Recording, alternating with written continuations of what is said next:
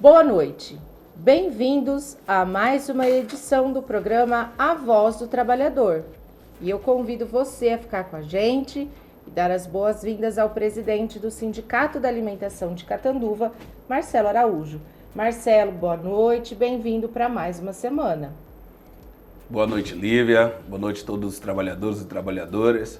Vamos começar mais uma semana, com certeza, com muita luta e também com a vitória. Que Deus abençoe a nossa semana. Vamos então aos destaques do programa de hoje. Empresas já se preparam para o pagamento do 13º salário. Trabalhador pergunta e o sindicato responde. Incêndios em canaviais podem comprometer as próximas safras. Negociações do segundo semestre. Quais as novidades? Hoje é segunda-feira, 23 de setembro de 2024, e o programa A Voz do Trabalhador já está no ar. Marcelo, parece até exagero, parece mentira, mas as empresas já estão se programando para o pagamento do 13º salário dos seus funcionários.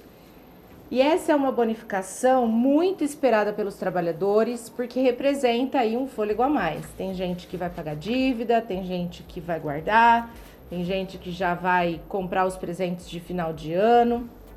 O benefício é pago proporcionalmente ao tempo trabalhado, podendo atingir o salário integral do trabalhador caso ele tenha cumprido 12 meses de serviço na empresa.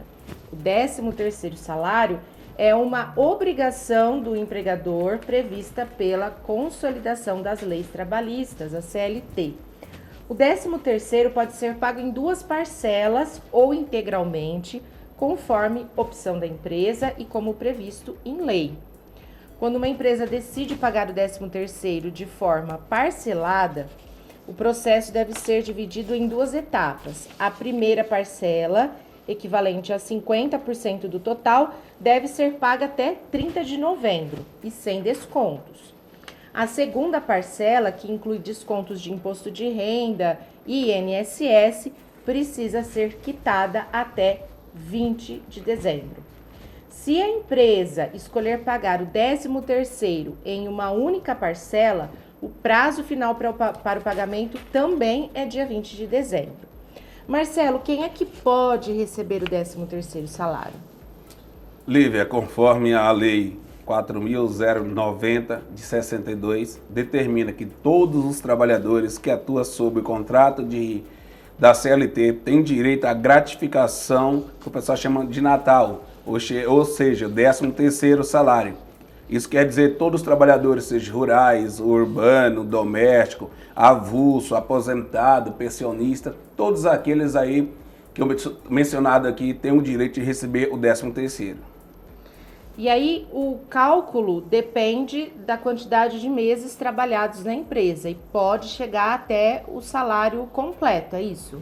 Exatamente. No caso aqui, o funcionário que trabalha o ano inteiro, ele tem o direito de os 12 meses, ele tem o direito de receber 100% do seu 13º. Mas aqueles que trabalharam um período de 6 meses, 5 meses, você precisa fazer uma continha básica, que vamos até explicar aqui.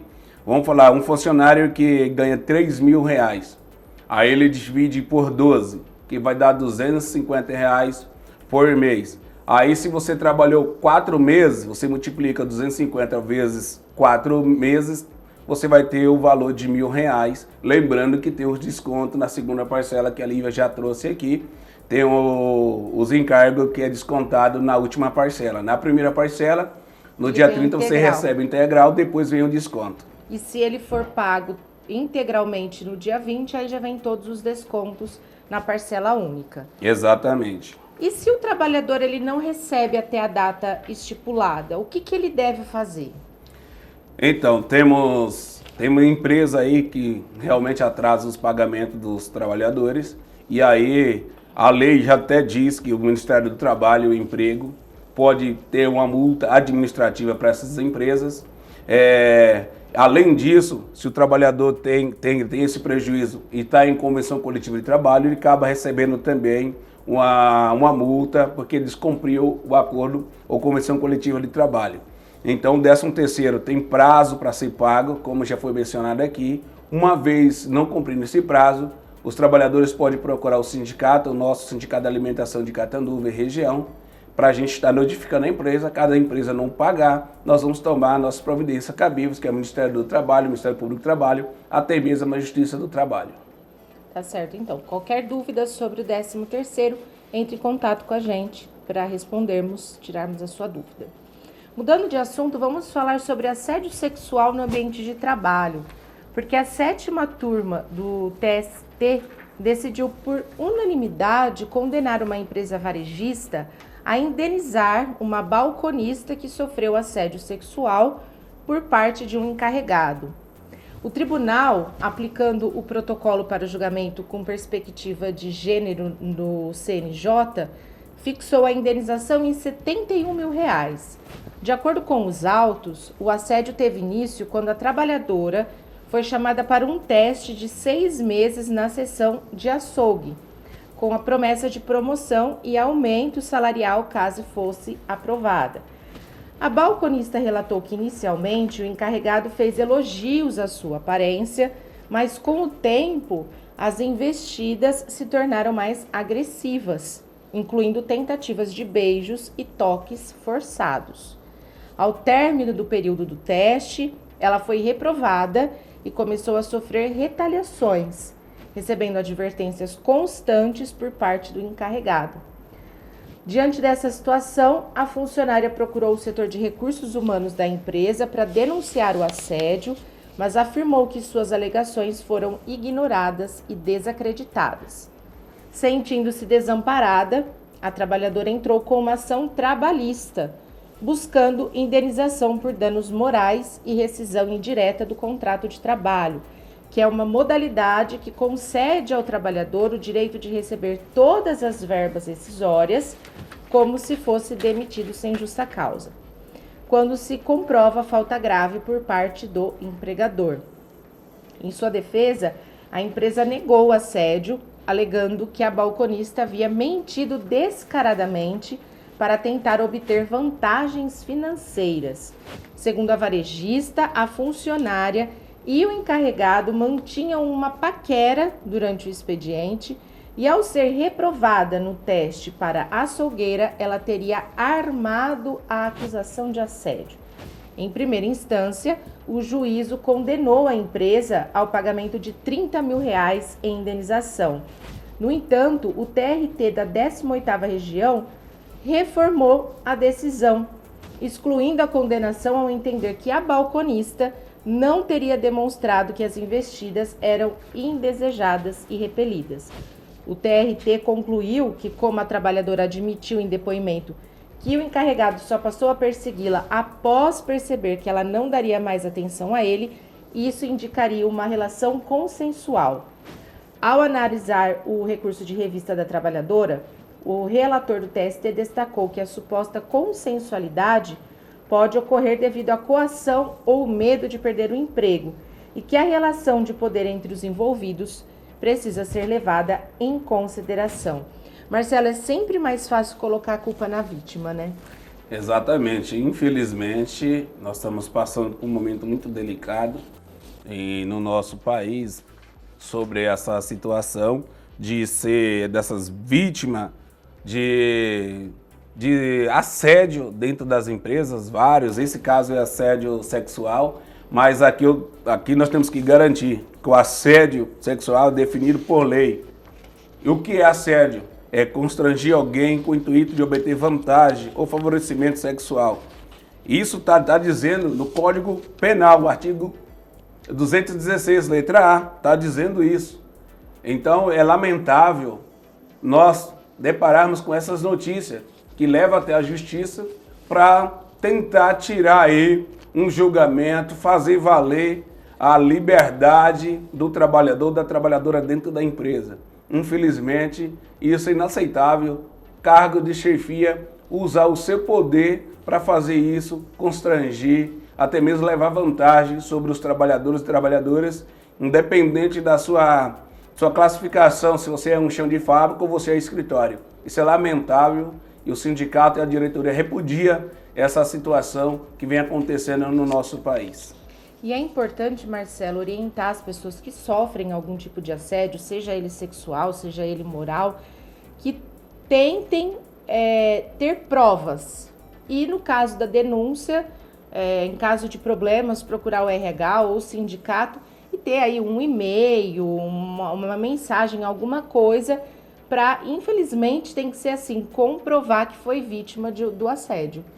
Exatamente, Lívia, eu concordo plenamente contigo e aí eu pode ter certeza que nós vamos estar gravando aí um programa especialmente falando sobre esse tema, porque tem muitas pessoas que não sabem quais são os tipos de assédio, que às vezes você, trabalhador e trabalhadora, está dentro da empresa, sofre vários tipos de assédio e você mesmo não sabe que está sendo assediada, porque hoje nós sabemos que temos vários tipos de assédio. E no próximo programa nós vamos estar trazendo essa situação, até explicando aos trabalhadores para ter conhecimento e como agir na hora que acontecer alguma coisa semelhante ou ver se o amigo de trabalho estiver sofrendo algum abuso sexual, assédio moral, qualquer outro tipo de assédio, perseguição, discriminação. Tá certo, então. Vamos fazer um breve intervalo? E na volta a gente vai falar sobre saúde mental do trabalhador. Rapidinho, a gente volta já. O Sinal, Sindicato dos Trabalhadores nas Indústrias de Alimentação de Catanduva e região, atua para assegurar o cumprimento dos direitos dos trabalhadores da alimentação. A lei não garante ticket, cesta básica, plano de saúde, participação nos lucros, entre outros benefícios, mas o sindicato sim, através do Acordo Coletivo de Trabalho. O Sinal também oferece assistência jurídica e desconto em algumas lojas e serviços do comércio de Catanduva e região. Possui ainda apartamento em Sales, Borborema e Praia Grande e convênio com o Clube dos Trabalhadores Rurais, que garante a utilização da piscina e quiosques. Não fique só, fique sócio do Sinal. Rua Lagoas 123, no centro de Catanduva. Mais informações pelos telefones 3531-0400 ou 99636-2047. O programa Voz do Trabalhador já está de volta. Setembro é conhecido pelas ações aí sobre a saúde mental, a prevenção ao suicídio.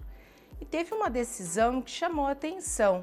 A Casas Bahia deve reintegrar, restabelecer plano de saúde e indenizar uma funcionária com depressão que foi demitida. O TRT da 24ª Região manteve a sentença, entendendo que a dispensa fundamentada em abandono de emprego, na realidade, foi discriminatória. A funcionária estava afastada das funções desde 2015 para tratar depressão moderada. Seu auxílio-doença foi cessado em março de 2022. Insatisfeita com o encerramento do benefício, a trabalhadora ajuizou a ação, pois continuava incapacitada para o trabalho.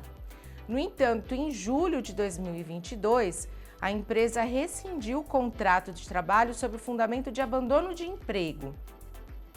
Segundo a Casas Bahia, a demissão decorreu de ausência de resposta às convocações para retorno ao trabalho. Então, a funcionária ajuizou a ação trabalhista, requerendo a reversão da demissão e a manutenção do seu plano de saúde.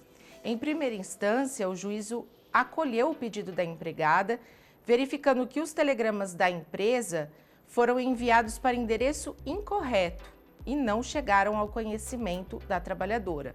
Ao analisar o recurso da empresa, o relator, o desembargador Francisco das Chagas Lima Filho, ressaltou que a empresa tinha pleno conhecimento da condição de saúde da funcionária, além de estar ciente do processo movido contra o INSS. Entendeu que a empresa não conseguiu comprovar que a empregada havia abandonado o emprego. Pelo contrário, ficou claro que a dispensa ocorreu durante um período de incapacidade laboral, o que, segundo o desembargador, configura discriminação. A decisão destacou que a dispensa, além de ilegal, foi discriminatória e violou princípios constitucionais de dignidade humana e igualdade. Seguindo o entendimento do relator, o tribunal aplicou o protocolo de julgamento com perspectiva de gênero, considerando que a trabalhadora, por ser mulher e estar em condição de vulnerabilidade, enfrenta mais dificuldades para assegurar os seus direitos. Assim, além de restabelecer o contrato de trabalho e o plano de saúde, a decisão concedeu à empregada a indenização por danos morais no valor de R$10 mil, em razão da gravidade da violação dos seus direitos. O tribunal considerou que o cancelamento do plano de saúde, no momento em que a trabalhadora mais precisava de atendimento, configurava um ato de desumanidade. Ou seja, muitas empresas não querem nem saber se o funcionário está bem, não está para realizar suas atividades, se o afastamento, enfim, está afastado, se não está. É demissão e corta benefícios, não quer nem entender o lado do trabalhador, né, Marcelo? Exatamente, Lívia. Por isso, até então, quando todas as empresas geralmente têm o recursos humanos, o outro chama DHO, é para cuidar de pessoas. Além disso, as grandes empresas têm assistência social, que, no meu ver, ela está para acompanhar qualquer fato que venha acontecer dentro da empresa, como nesse caso da Casa Bahia aí, com a pessoa com depressão. Cabe à assistência social visitá-lo à empresa, não mandar um telegrama. Se você era funcionário, trabalhou quanto tempo na empresa aí, que pelo ver aqui não foi de hoje que essa trabalhadora trabalhava lá, ser informada por telegrama. Se ela está afastada desde 2015, nesse caso, envia um representante da empresa que entenda também no assunto, no caso de assistência social, para verificar como está, se precisa de alguma coisa, não ao contrário de cortar o plano de saúde no momento que ela mais necessita, mais precisa.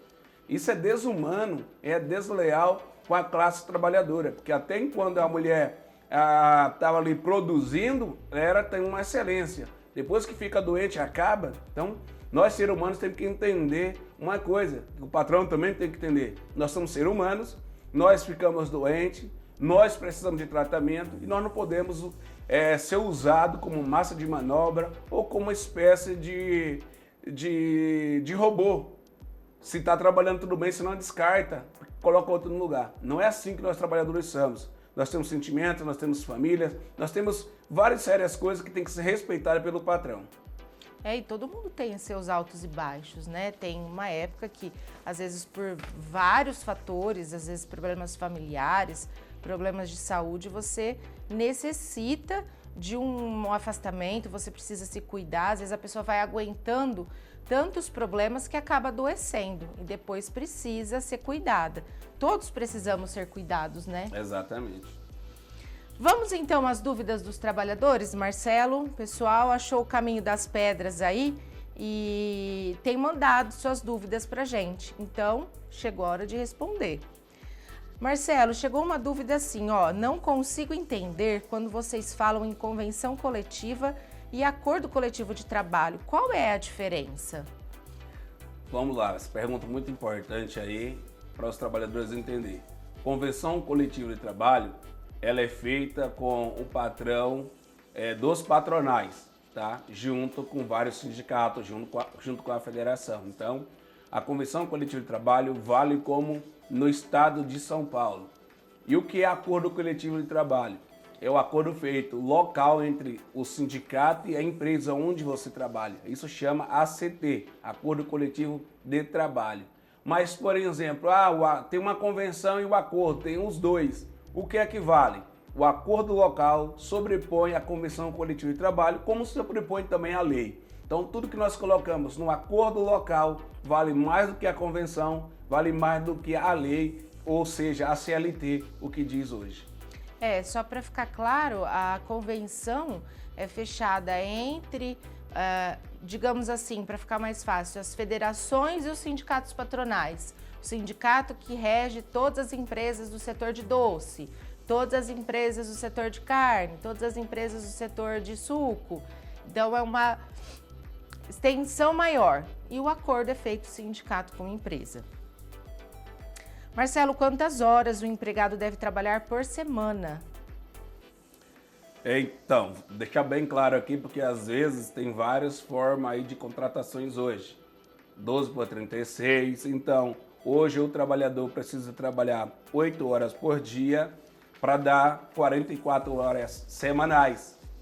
Então você precisa fazer essa jornada, porque também tem a jornada também de 180 horas semanais. A lei prevê 220 horas, então por isso que nós precisamos trabalhar 44 horas semanais.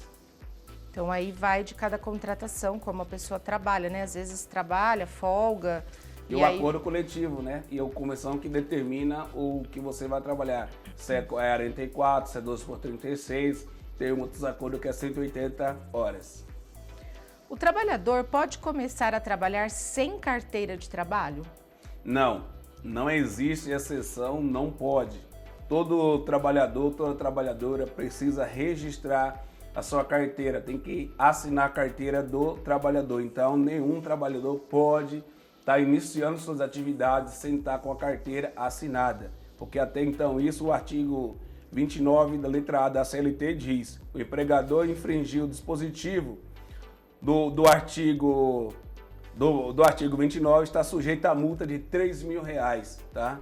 Por trabalhador prejudicado. Então, se você está trabalhando aí e não foi registrado, procura o sindicato da sua categoria, procura o seu patrão, diz que não é correto, não é legal trabalhar sem ser carteira assinada, mesmo que seja um contrato de 45 dias, que registra por 45 dias. Que é o contrato de experiência, né? Exatamente.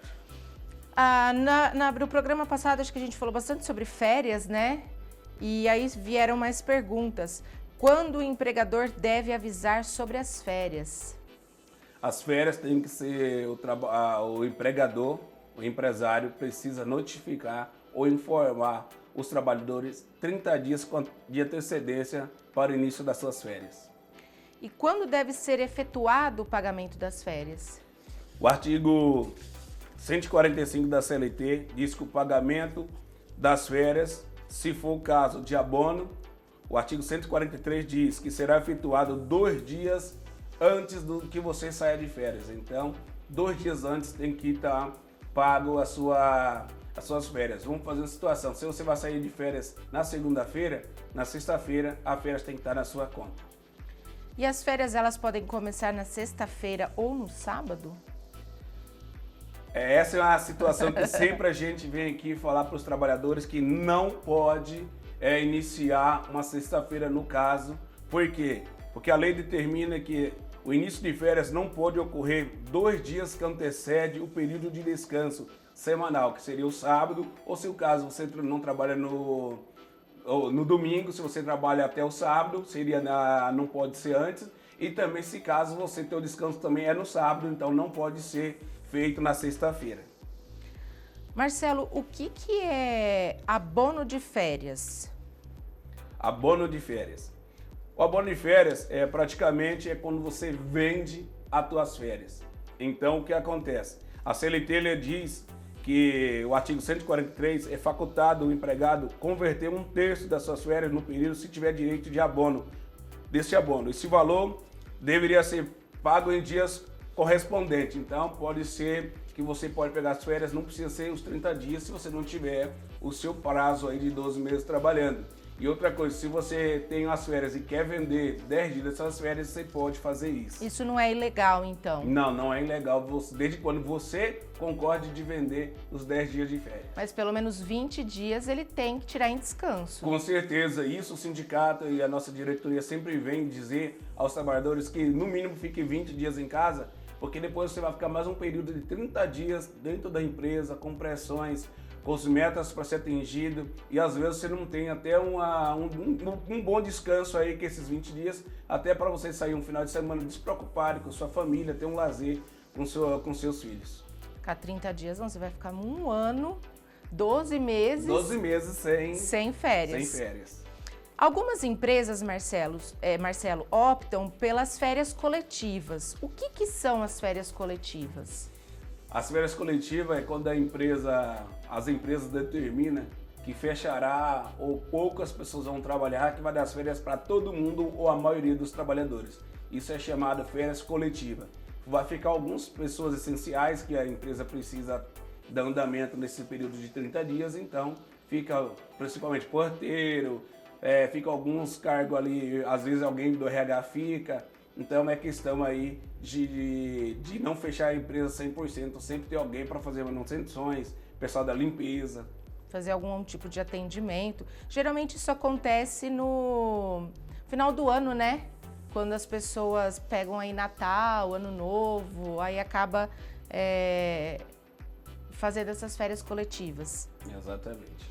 E como é que fica a situação dos empregados admitidos a menos de 12 meses no caso das férias coletivas? Eu entrei na empresa em um mês, trabalhei aí menos de 12 meses, eu tenho direito a essas férias, como é que funciona? O que acontece, o que muda aqui é o pagamento que deverá ser proporcional aos dias que você trabalhou, aos meses que você trabalhou. Então vamos fazer de conta aqui, se você tem 6 meses, você vai ganhar suas férias proporcional a 6 meses. Aí tem muitas pessoas que ficam a dúvida, mas como que eu vou pegar 30 dias se eu não tenho direito que eu não concluí 12 meses? Aí fica o critério da empresa. Se vai ser uma férias coletiva, a empresa vai bonificar as suas férias, tipo assim, você trabalhou somente 9 meses no período, você não pegaria 30 dias. Só que como a empresa está com as férias coletivas, você vai ficar lá sozinho, não vai exercer sua função lá sozinho, então a empresa pode bonificar o seu pagamento desses períodos que você está aí, se você não voltou a trabalhar. Ou você pode voltar a trabalhar, as pessoas que ficaram na área lá, você volta a trabalhar, não vai pegar os 30 dias, vai pegar 20, 15, depender da quantidade de dias que você tem direito das suas férias, porque você não tem 12 meses completos.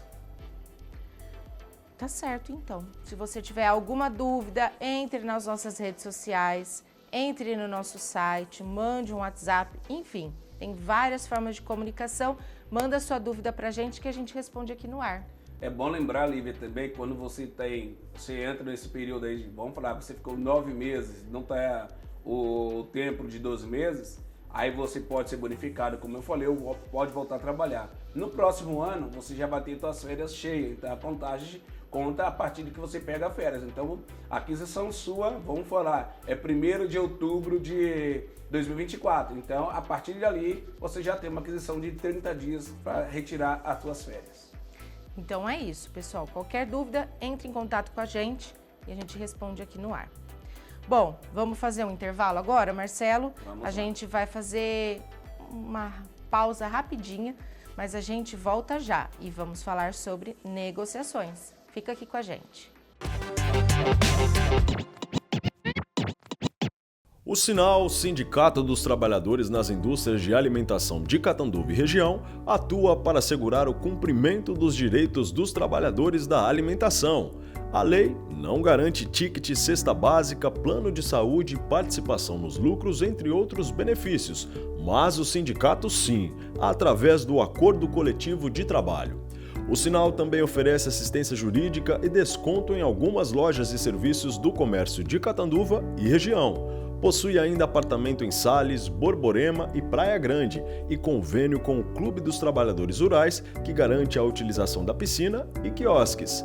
Não fique só, fique sócio do Sinal. Rua Lagoas 123, no centro de Catanduva. Mais informações pelos telefones 3531-0400 ou 99636-2047. O programa A Voz do Trabalhador já está de volta. Mas antes da gente já entrar no assunto negociações, tem um assunto que a gente precisa tratar porque reflete em negociação do próximo ano ou dos próximos anos. As cenas de labaredas de fogo consumindo longas faixas de canaviais, elas representam não só uma ameaça à saúde pública, ao equilíbrio do ecossistema e do clima, como também para a oferta de açúcar, etanol e energia do próximo ano. Mas, além dos incêndios já terem comprometido parte da produção derivada da cana desta safra, o fogo também queima pés de cana que estavam rebrotando para a produção da próxima temporada, que é 2025-2026. Apenas o estado de São Paulo teve 181 mil hectares de cana queimados entre o dia 23 de agosto e 10 de setembro. Dessa área, 95 mil hectares foram de lavouras já colhidas e que estavam rebrotando. Os dados são da Organização de Associações de Produtores de Cana do Brasil, a Orplana, a partir de imagens de 13 satélites e visitas a campo. Segundo a organização, os prejuízos aos produtores já chegam a 1,2 bilhão de reais. A queima de pés que estavam em rebrota pode ter diferentes efeitos de acordo com a intensidade do fogo. Os impactos podem ir do atraso da colheita da próxima safra, passando pela necessidade de mais investimentos em tratos culturais e até o replantio, reduzindo a área de colheita da safra seguinte. Então, o que nós temos? Certamente problemas nas negociações de usinas de açúcar do próximo ano ou dos próximos anos, né, Marcelo? Exatamente, Lívia. O impacto agora vai ser já na participação do lucro e resultado dos trabalhadores, porque a cana, todos já conhecem, sabem que é proibida a queima da cana aqui, não só no estado de São Paulo, mas no Brasil. Então, isso foi evoluindo porque as associações de cana foram conversando que tinha um limite a longo prazo, foi diminuindo, que no estado de São Paulo aqui não se queima mais cana. O problema é que, com as queimadas, mesmo que os trabalhadores possam pensar, não, queimou, mas a cortadeira foi lá e cortou a cana. A cana, ela perde a qualidade, a sua produção dela. Quando você leva essa cana queimada, que ela queimou demais, não é a queimada igual antigamente, porque às vezes a cana não estava madura, esses incêndios aí que eu considero criminosos, não escolheu se a cana estava madura ou não. Então ela pode ter perca aí de sacarose por não estar madura. E além disso, a qualidade do açúcar, a quantidade de insumo que você acaba gastando, porque o caldo dela vai estar ali mais sujeira, acaba arrecadando bastante coisa dentro das usinas. Isso você gasta mais insumo. E com isso, a eficiência dela também vai diminuir, que é um dos requisitos lá para as metas do PLR. Então vai sofrer um impacto diretamente já sobre essas queimadas. Isso na cana já pronta ou cana já grande que dá para colheita. Quando a gente está falando aqui de 95 mil hectares que está em brotos, o que acontece? Essa cana que já foi cortada, ela tem uma palha que fica embaixo ali, que essa palha pegou fogo e acabou queimando os brotinhos que estão nascendo. Isso, se for um plantio novo, eu acredito que dá para se recuperar com um pouquinho mais, vai ter que adubar mais, fazer alguma coisa sobre isso.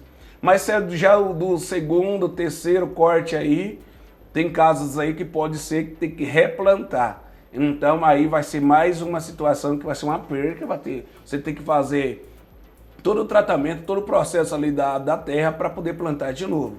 E isso tem um custo, esse custo vem também no nosso PLR, além disso de atrasar aí, porque as empresas têm um planejamento, um cronograma de milhões de toneladas para a safra futura, isso pode diminuir, e aí eles têm que ir atrás do mercado lá para comprar a cana para bater suas metas aí, ou seus planejamentos que foi planejado perante a diretoria. Isso vai chegar em maio, na hora da negociação. Se já tem choradeira normal do dia a dia, imagine com esses fatores aí que eles vão mostrar aí, como nós acabamos de relatar aqui, uns parâmetros que realmente aconteceu essas queimadas e as percas aí de mais de 1,2 bilhões para todo o país. Ô Marcelo, as empresas, nós estamos aqui no final de setembro praticamente, né? As empresas já estão caminhando para o final da colheita ou elas ainda estão colhendo bastante? Já estão seguindo para o final da safra? Como é que tá? Com certeza sim, Lívia. Principalmente as empresas começaram no início da safra, tem umas usinas que começaram em março, outras começaram em abril, outras começaram em maio. Porque eles têm todos o planejamento, a moagem por dia, e aí ir acelerando esse processo. Como a gente está falando de cana, como acontece também com a laranja, que devido à seca, não tem laranja e muitas empresas que a safra ia de laranja ia até a dezembro, está finalizando agora no início de outubro, mais tardar no final de outubro. De usina não é diferente. Tem usinas aí que, pela toda a situação que aconteceu, porque não teve, geralmente já tem preparado no cronograma do decorrer de março até a dezembro, os dias que chove, que a usina para e até o momento nós temos aí mais de 150 dias aí sem chuva aqui em São Paulo. Que uma chuva assim, que molhe a terra, que pare, exatamente, né? Que pare a moagem, a colheita ali, porque está o solo encharcado. Isso quer dizer que isso pode adiantar o término da safra. Mas se você se deixar agora mais para frente começar a chover, pode correr risco de atrasar, porque se vinha bastante chuva, não tem como as colhedeiras, porque não é manual, é colhedeira, então se tiver com o solo molhado, as colhedeiras não tem como entrar dentro do canavial para colher a cana. E isso pode atrasar um pouquinho a safra, devido, caso nós esperamos que essa chuva venha logo para nos ajudar essa sequidão que está aqui no nosso país. Segundo meteorologistas, para a agricultura, chuvas significativas aí só depois da segunda quinzena de outubro. Então vamos aguardar e esperar que essa previsão mude, que venha chuva antes. Bom, vamos falar de negociação agora? E eu vou começar com um assunto super chato, que é a negociação de carnes. Vai para justiça. É isso, Marcelo? Exatamente, Lívia. Sempre eu falo nas negociações, eu sou um representante da nossa Federação do Interior de São Paulo, nas negociações, e sempre conversando com os patronais e falamos, quando nós, sindicato dos trabalhadores e o sindicato dos patronais não entrem em um acordo, nós vamos levar para a mão de um terceiro, que é o caso do setor de carne, nós vamos levar para o judiciário, que o judiciário vai resolver aí o problema. E o que eu chamo a atenção aos trabalhadores é que essa fase não é fácil, porque temos que juntar toda a documentação, Lívia. Além de ter essa documentação, não tem prazo para o juiz julgar esse dissídio coletivo, que pode demorar 1, 2, 3, 4, 5, 6, 7, 8, até 10 anos aí para sair um dissídio. Até que eu falo assim, que eu tenho já visto aí de demorar 10 anos para ser um dissídio coletivo de trabalho. E aí você, trabalhador, fica preocupado. E aí, como é que se faz? Então, é importante ter um consenso. E aí, quando você não tem consenso, para esse dissídio coletivo ser resolvido com agilidade, precisa que o sindicato faça uma greve. Aí, dentro da greve, levamos esse pleito ao judiciário, dizendo que os trabalhadores estão parados, estão com greve e precisa ser decidido aí pelo juiz aí sobre o dissídio coletivo de trabalho. Aí sim consegue resolver rápido, mas caso contrário vai demorar aí um tempinho para decidir. E frio? Parece que veio alguma proposta, alguma coisa? Não. O que acontece com o frio? É bom a gente até trazer aqui para os trabalhadores e trabalhadoras. E o frio mandou um ofício no dia 15 de setembro, dizendo comunicando à federação que a proposta que eles gostariam de estar colocando seria 3,23%, um piso de R$ 1.611 e a cesta básica de R$ 300 e um PLR de 630 para as empresas que não têm o programa do PLR. E aí o engraçado é que eles colocam no ofício embaixo, diz assim, vou ler as palavras que eles colocaram. Frisamos que, embora não colhida a proposta do grupo profissional, estamos abertos às novas propostas para a continuidade das negociações, para que possa adequar as prestações de forma de atender a possibilidade de ambas partes. Então, o que quer dizer isso? Eles não estão querendo encerrar as negociações, senão nós vamos levar na justiça e vamos dizer, ó, resolve aí que o patronal não quer negociar. E diante disso, como negociador do Estado de São Paulo no setor de frios, respondemos para eles na seguinte situação. Conforme o ofício 016 de 2024, as duas federações, a Federação do Interior de São Paulo e a Federação Independente dos Trabalhadores também Independente do Estado de São Paulo e seus sindicatos filiados reforçam que essa proposta não seria para fechamento de acordo coletivo de trabalho que ele estava propondo, um piso de R$ 1.600. E sendo assim, ratificamos que para fechamento de convenção coletiva de trabalho 2024 e 2025 seria assim, até aceitaremos os 3,23, desde que seja a partir de 1º de maio de 2024. Um piso salarial de R$ 1.660 a partir de 1º também de maio. Cesta básica, concordamos em ambas partes nos R$ 300, desde que seja a partir de 1º de maio. E o PLR ou PPR de R$ 700 aí também referente a este ano. E também recusamos também que eles queriam livre da quitação dos últimos 7 anos para trás. E nós não aceitamos isso. Porque não teve a convenção, né? Exatamente. Então eles querem se garantir. Então aguarda agora um retorno deles. Isso, exatamente. E além disso, falando ainda de convenção coletiva de trabalho, nós temos a agenda aqui para esta semana. Dia 23/9, tem reunião de Púrimo em São Paulo, segundo semestre. 24 de setembro, laticínio, convenção coletiva que estou falando. E 25/9, torrefação moído, também convenção coletiva de trabalho. Só lembrando que Plurimo são vários setores, né, que ele envolve. Sobre as negociações locais, Marcelo, como é que elas estão? Parece que tem bastante acordo aí que já foi fechado, né?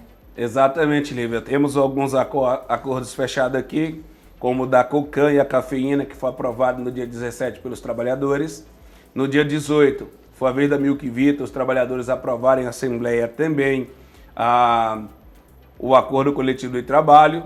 Isso é acordo local, tá? Aquela diferença que os trabalhadores perguntaram. Isso que eu estou mencionando aqui são acordo coletivo de trabalho. Hoje nós tivemos cedo na Qualicom, onde os trabalhadores aprovaram o acordo coletivo de trabalho 2024-2025. Nós iremos na Enova apresentar os trabalhadores também. E temos também várias assembleias a ser executadas essa semana e outra semana.